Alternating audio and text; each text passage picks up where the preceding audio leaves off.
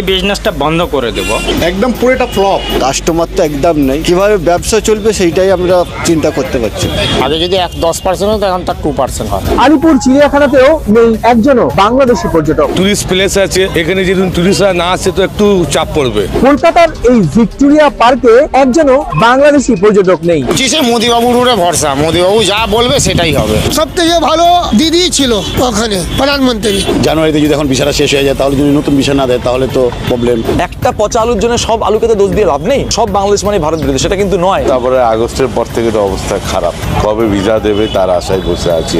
আমি যদি না খেয়ে থাকি আর আপনি যদি খেয়ে থাকেন, আপনি যদি মনে করেন যে ও না খেয়েছে আমার কোনো যায় আসে না, এটা তো মানে মূর্খের সঙ্গে স্বর্গে বাস করা। অন্ধ হলে কি প্রলয় বন্ধ হয়? আবেগ দিয়ে নয়, বাস্তবতার নিরিখে আপনাকে তথ্য বিশ্লেষণ করতে হবে। এই বাংলাদেশি পর্যটক 2024-এ কলকাতার সুপার ক্লাব ব্যবসা কেমন হবে 2025? ভারত বাংলাদেশ সম্পর্ক ঐতিহাসিকভাবে রাজনৈতিক, অর্থনৈতিক এবং সাংস্কৃতিক বন্ধনের সাথে জড়িত। প্রতিবেশী দেশ হিসেবে বাংলাদেশ ভারতের অন্যতম প্রধান বাণিজ্য কূটনৈতিক অংশীদার। তবে ভারত যদি বাংলাদেশি নাগরিকদের জন্য ভিসা প্রদান স্থগিত করে, তাহলে তা উল্লেখযোগ্য অর্থনৈতিক প্রভাব ফেলতে পারে।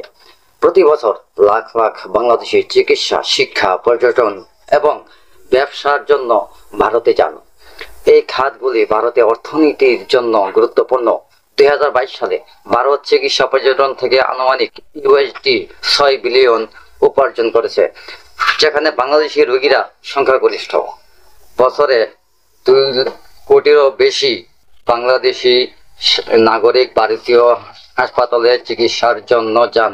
শিক্ষা, অনেক বাংলাদেশি শিক্ষার্থী ভারতীয় বিশ্ববিদ্যালয়ে ভর্তি হয়। তাদের অবদানের মধ্যে রয়েছে টিউশন ফি এবং জীবনযাত্রা খরচ, যা স্থানীয় অর্থনীতিতে ইতিবাচক প্রভাব ফেলে। বাংলাদেশের পর্যটকরা ভারতের পর্যটন খাতে উল্লেখযোগ্য অবদান রাখে। পশ্চিমবঙ্গ, আসাম এবং ত্রিপুরার মতো রাজ্যগুলি বিশেষ করে তাদের খরচ থেকে উপকৃত হয়। স্থানীয় ব্যবসায়ীকে শক্তিশালী করে। ভিসা সাসপেনশনের সম্ভাব্য প্রভাব, রাজস্ব ক্ষতি, চিকিৎসা, পর্যটন এবং সাধারণ পর্যটন খাত রাজস্ব উল্লেখযোগ্যভাবে হ্রাসের সম্মুখীন হতে পারে। ছোট ব্যবসার উপর প্রভাব, সীমান্ত রাজ্যে স্থানীয় দোকান এবং হোটেলগুলির আয়ের উল্লেখযোগ্য হ্রাস অনুভব করতে পারে। বাণিজ্য ব্যাঘাত, বাংলাদেশি ব্যবসায়ীদের ভ্রমণে অক্ষমতা দ্বিপাক্ষিক বাণিজ্য কার্যক্রমকে বাধাগ্রস্ত করতে পারে।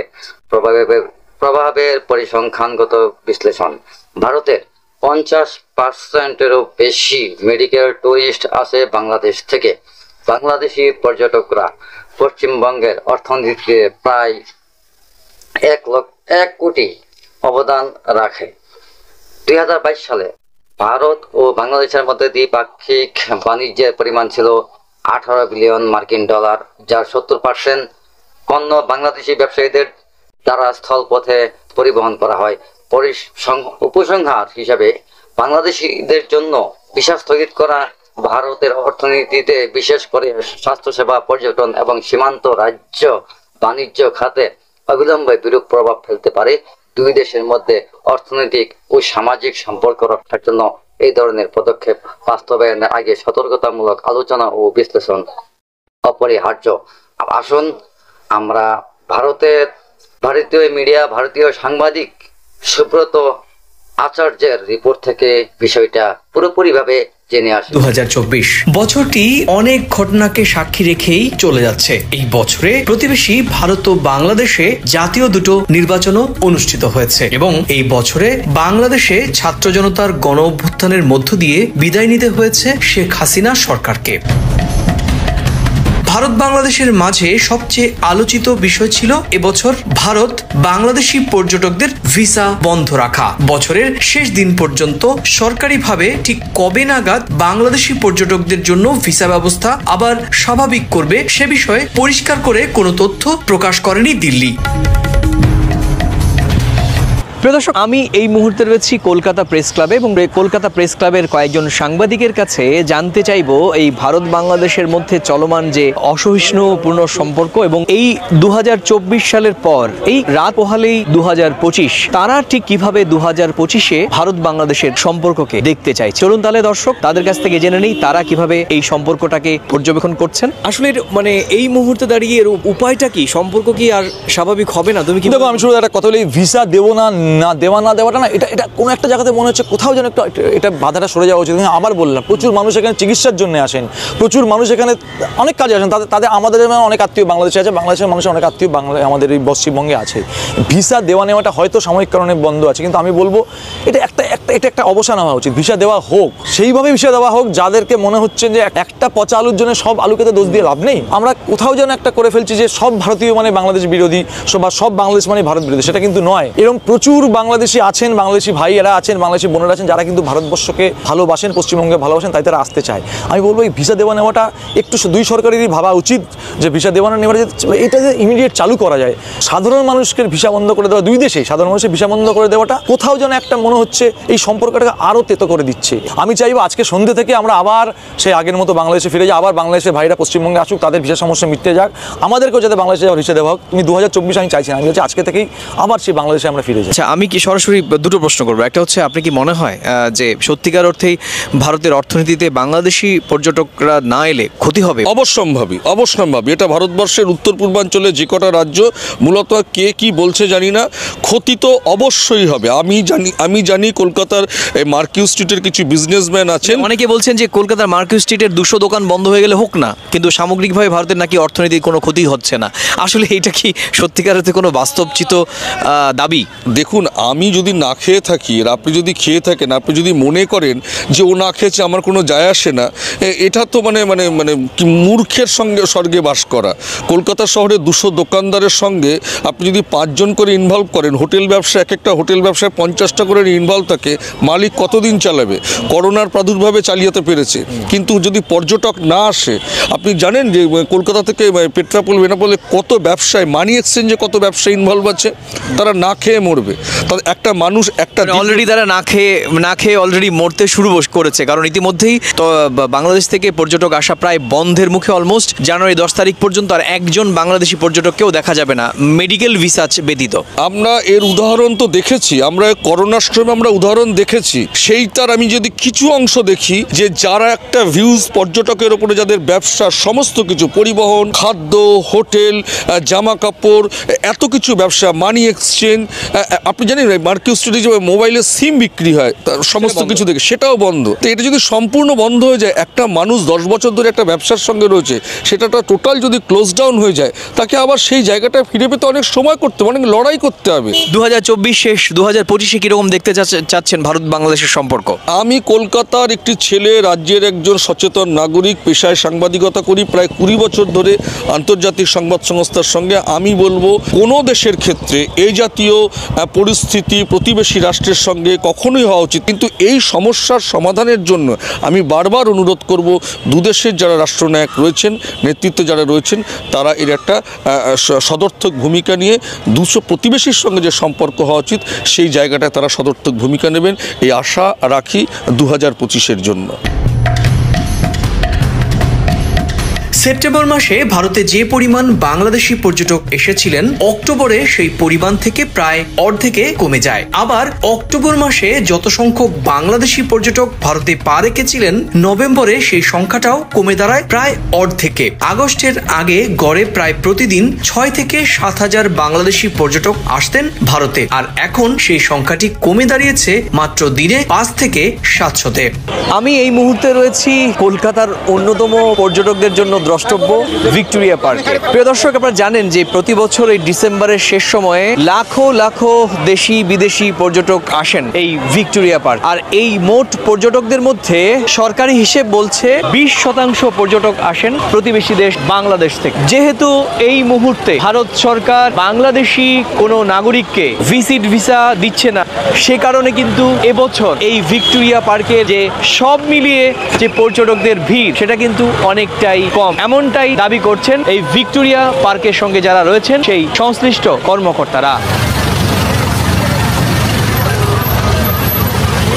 প্রিয় দর্শক, আমি এই মুহূর্তে রয়েছি কলকাতার অন্যতম আকর্ষণীয় পর্যটকদের জন্য দ্রষ্টব্য আলিপুর চিড়িয়াখানা। হ্যাঁ প্রিয় দর্শক, শুধুমাত্র ডিসেম্বর মাস জুড়ে লাখো লাখো দেশি বিদেশি পর্যটকদের গন্তব্য এই আলিপুর চিড়িয়াখানা। শুধুমাত্র ভারতের বিভিন্ন রাজ্য থেকেই নয়, প্রতি বছর হাজার হাজার বাংলাদেশি পর্যটক আসেন এই আলিপুর চিড়িয়াখানা। তবে এবার ছবিটা ব্যতিক্রম, কারণ বাংলাদেশি পর্যটকরা ভিসা সংক্রান্ত জটিলতার কারণে আসতে পারছেন, আর এরই ফলে প্রভাব পড়েছে আলিপুর চিড়িয়াখানার ভিড়েও। কারণ সংশ্লিষ্টরা বলছেন এখানে আসা দর্শনার্থীদের মধ্যে 20 থেকে 25% বাংলাদেশি পর্যটক। আর যেহেতু ভারত সরকার বাংলাদেশি পর্যটকদের কোনো ধরনের অর্থাৎ ভিজিট ভিসা দিচ্ছে না, আর সে কারণেই এই ডিসেম্বর জুড়ে কলকাতার অন্যান্য দর্শনীয় স্থানের মতো এই আলিপুর চিড়িয়াখানাতেও তার নেতিবাচক প্রভাব পড়েছে। পরিসংখ্যান বলছে বাংলাদেশি পর্যটক না আসার ফলে কলকাতার বহু এলাকায় মারাত্মক অর্থনৈতিক সংকট শুরু হয়েছে। নিউ মার্কেট এলাকার আশেপাশে প্রায় সব এলাকার বেচাকেনা প্রায় কমে গিয়েছে 60 থেকে 70%। আবাসিক হোটেলগুলোর রুম বিক্রি প্রায় বন্ধ, খাবারের দোকানগুলোতে মাছি মারছেন কর্মীরা। নিউ মার্কেটের কাপড়ের দোকানগুলোর মতোই ওষুধের দোকানগুলোতেও হাহাকার শুরু হয়েছে। প্রিয় দর্শক, মার্কো স্ট্রিটের যে ছবি, সেই ছবিটা কিন্তু ক্রমশ অনেক মানবেতরের দিকে যাচ্ছে, কেননা প্রায় প্রত্যেকটি ব্যবসা প্রতিষ্ঠান ঢুকছে। কম বেশি এই অর্থনৈতিক ক্ষতির যে অঙ্কের হিসেব, সেটি এই মুহূর্তে দিতে চাইছেন না বা বলতে চাইছেন না অনেকেই। কিন্তু আজকে সারা দিন জুড়ে কলকাতার বিভিন্ন পয়েন্টে ঘুরে একটা বিষয় পরিষ্কার, যে বাংলাদেশি পর্যটকহীন এই গোটা এলাকা কার্যত অর্থনৈতিকভাবে একেবারে শ্মশান ক্ষেত্রে পরিণত হয়েছে। আমি জানি যে আমার এই মন্তব্য শোনার পর আমার সহনাগরিক অনেক ভারতীয় তারা বলবেন যে আমি বাংলাদেশে চলে যাই না কেন, কিংবা অনেকে বলবেন যে আমি বাংলাদেশের দালাল। সঙ্গত কারণেই তারা এটা বলবেন, কেননা আমার এই মন্তব্য শুনে তারা বিভ্রান্ত হবেন, কারণ সত্যটা সহ্য করা অনেকটাই কঠিন। 2024 প্রথম শুরু হতে ভালো ছিল, তারপর থেকে খুবই খারাপ অবস্থা। এত খারাপ অবস্থা যে কিভাবে আমরা মার্কেট কিভাবে করব না করব কোনো রকম পাচ্ছি না। কাস্টমার তো একদম নেই, কিভাবে ব্যবসা চলবে সেইটাই আমরা চিন্তা করতে পারছি না। জানুয়ারির 10 তারিখ থেকে 15 তারিখের মধ্যে সব বাংলাদেশি আসা বন্ধ হয়ে যাবে, তখন কি হবে?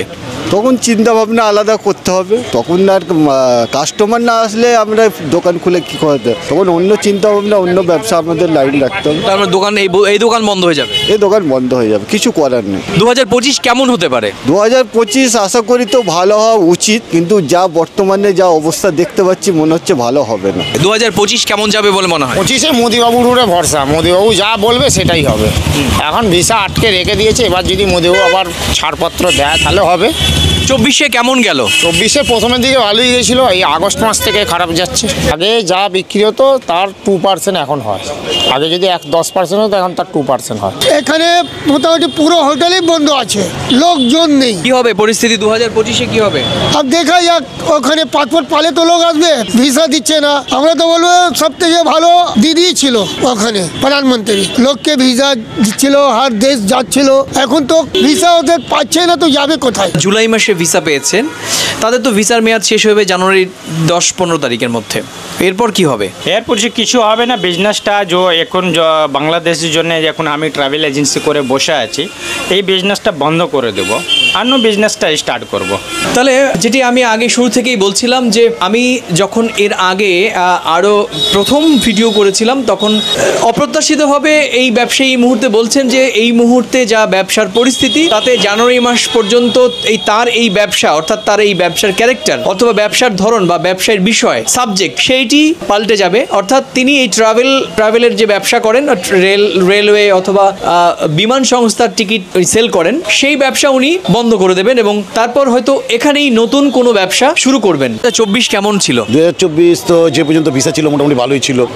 2024-এর ভিসাটা এখন পর্যন্ত আমাদের রেস্টটা আছে। জানুয়ারিতে যদি এখন ভিসাটা শেষ হয়ে যায়, তাহলে যদি নতুন ভিসা না দেয় তাহলে তো প্রবলেম একটু আছেই।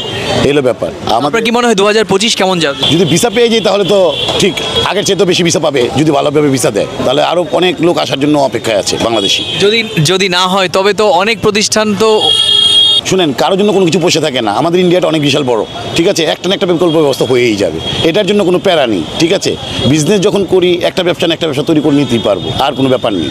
ধাক্কাটা লেগেছে, একটু ধাক্কা লেগেছে, কারণ এত বছর একটা বিজনেস হয়তো বা হঠাৎ করে যদি একটু খারাপ হয়ে যায় তো খারাপই, এই ব্যাপার। ইন্ডিয়ান টুরিস্ট আসছে আমাদের, তাকে নিয়ে এখন ব্যবসা চলছে, এমনি কোনো ভালো ব্যবসা হচ্ছে না। যেরকম আমরা ভেবেছিলাম কি আমাদের এই নতুন বছরের সময় একটু বেশি সব আসবে টুরিস্টরা, কিন্তু সেরকম ভিড় নেই। মানে আমাদের তো ধরুন অগাস্ট মাসে যে ভিসাটা হয়েছিল জুলাই মাসে, সেই সমস্ত ভিসা তো শেষ হয়ে যাচ্ছে জানুয়ারি 10-15 তারিখে, এরপর কি হবে? এরপর দেখা যায় কি হয়, দূর দেশ কী করে যায়, কি করে টুরিস্ট প্লেস আছে এখানে, যদি টুরিস্টরা না আসে তো একটু চাপ পড়বে। 2025 কেমন যাবে বলে মনে হয়? দেখুন এবার কি হয়। ব্যবসা বাণিজ্য নেই তো, ভিসা যেটুকুনি আসছে লোকজন আসছে, আর নতুন ভিসা না দিলে তো লোকজন না আসলে লোক সংখ্যা অনেক কমে গেছে এখন। অনেক কমে গেছে মানে নেই, প্রায় একদম শূন্য বলা যায়। যেটুকুনি আছে ওটাগুলো না, মানে নাই বললেই চলে। এই অবস্থাতেই বসে আছি, কবে ভিসা দেবে তার আশায় বসে আছি। 2024 কেমন ছিল? ও প্রথমে 2-4 মাস ঠিক ছিল, তারপরে আগস্টের পর থেকে তো অবস্থা খারাপ, এভাবেই চললো। এখন 2024 কালকে বিদায় হয়ে যাবে। 2025 কেমন হবে সেটা এখন ভগবান বা আল্লাহর কাছে আশা প্রার্থনা করতে যেন ভালো হয়। এই অবস্থা চলতে থাকলে পুরোটা ফ্লপ, একদম পুরোটা ফ্লপ। এই অবস্থা চলতে থাকলে তো দোকান অনেকটা বন্ধ হয়ে যাবে, অনেক ব্যবসা। কি বলবো, আমি তো আমার হাতে কিছু নেই।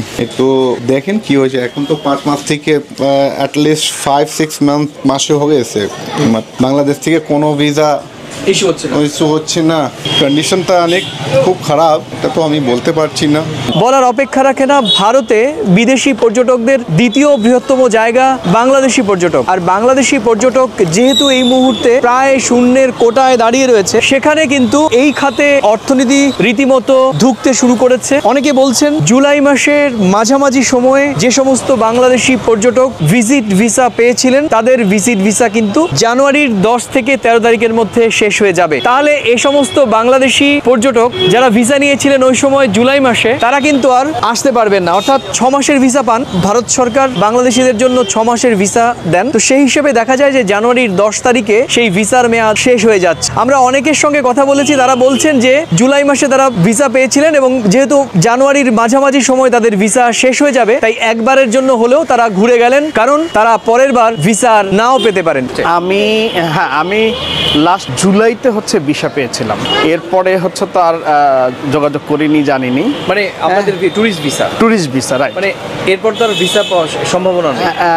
এখন পর্যন্ত অনেকে পায় নাই, এখন ভবিষ্যতের কথা বলা যাচ্ছে না। তো প্রিয় দর্শক, আপনারা এই পরিসংখ্যান থেকে পরিষ্কার বুঝতে পারছেন যে ছবিটা জানুয়ারির 10 থেকে 13 তারিখের মধ্যে এই গোটা মার্কেট স্ট্রিট কিন্তু ফাঁকা হয়ে যাবে। অর্থাৎ কোনো ধরনের বাংলাদেশি পর্যটককে আর পাওয়া যাবে না। এই 2024-এর শেষ লগ্নে দাঁড়িয়ে শুধু এইটুকুন বলবো যে পরিস্থিতি তৈরি হয়েছে, 2025-এর প্রত্যাশা কি সেটা কিন্তু এখনো অনিশ্চিত।